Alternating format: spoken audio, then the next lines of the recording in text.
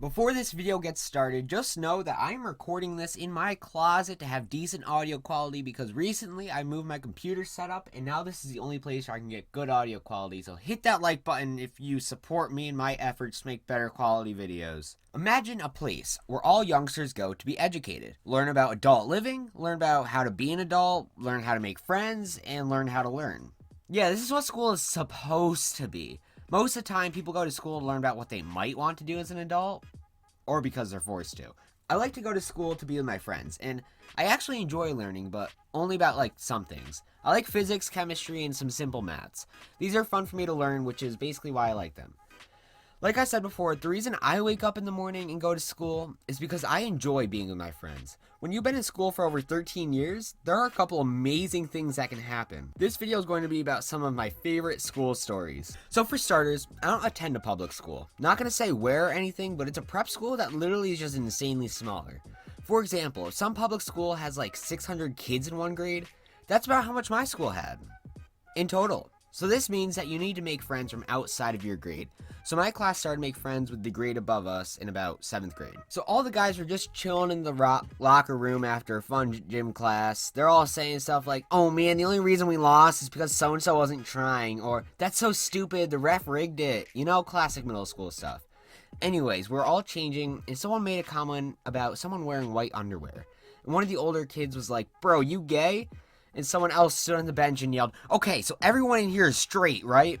And little 7th grade me had no idea what straight meant. I thought it was like a straight spine or something. So I spontaneously screamed, "What if I want to be curved?"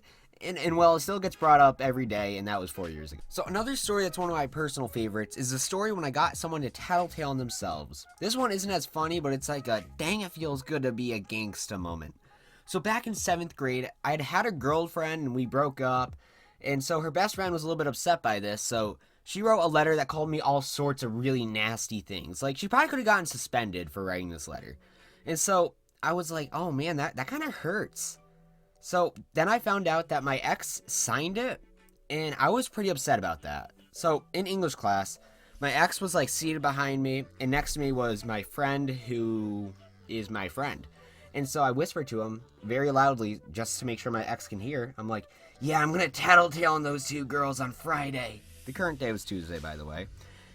And so I thought that would make her freak out.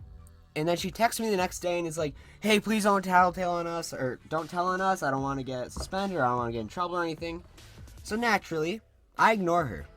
And the next day, I'm just in school in the study hall, and I get called to the principal's office, and I'm like, "What did I do? I didn't do anything." And so then I'm walking to the principal's office, and I see the two girls who had told on themselves because they were so scared that I was going to tell on them. So I don't know if they thought they'd get less punishment by telling on themselves, or I don't know what the thought was behind it, but in short, they told on themselves, and I rode home that day feeling pretty good. I was like, wow, they suck. Another thing I want to quickly throw in is that back in 7th grade, I made a Minecraft Steve costume out of cardboard and duct tape.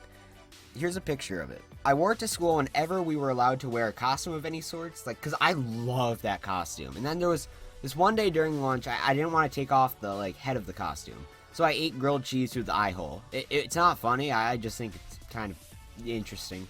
This story takes place back in 2nd grade. So there was this girl that I liked, and my mommy said that she likes me back. So I'm thinking, yo, let's get this friend. Let's skirt into her DMs, if you know what I mean. And so 8-year-old me had the brightest idea any human being has ever had. Like, seriously, Einstein would look at me and applaud me. He would, bow to me. He'd be like, "You're so smart, Saladifier." No, I'm just kidding. So she was on the tire swing, right? It was at recess time. And I was playing ball tag. And I'm like, you know what would be a really good idea? If I chuck this ball at her and then keep chucking it at her over and over again. That'll get her to like me. And so, long story short, I got in trouble and she stopped liking me, if she ever even. So another thing I like to do to annoy people was sing really catchy but irritating songs. The idea is that it gets stuck in their head and it's still super annoying. So 6th grade, after a summer of watching Nickelodeon, one of their theme songs was stuck in my head.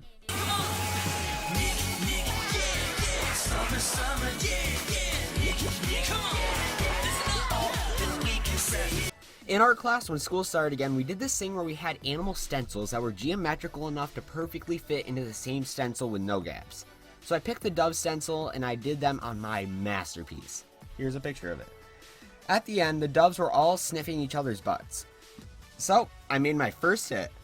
Sniff, sniff, yeah, yeah. Sniffle, sniffle, yeah, yeah. Sniff, sniff, yeah, yeah. All day I can sniff now. And then I repeated it for an eternity. The next song, me and my boy PS Vipers came up with. So this song was more of a chant. It was called Turtles and Convertibles. Turtles and convertibles. Turtles and convertibles. Turtles and convertibles. I think the story behind the song was like I was talking to PS Vipers and I think I said something along the lines of convertible. And he said, "What did you say about turtles?" Then I corrected him and then we made a song. The next song was called This Is the Sing-Along Song. The story behind this was me and my friend were on the bus going to a field trip. And he kept singing the song that never ends. And I know a song gets on everybody's nerves. So I came up with my own version, perfectly designed to annoy this one girl in my class. It goes, "This is a sing-along song. This is a sing-along song. This is a sing-along song." It was pretty fire.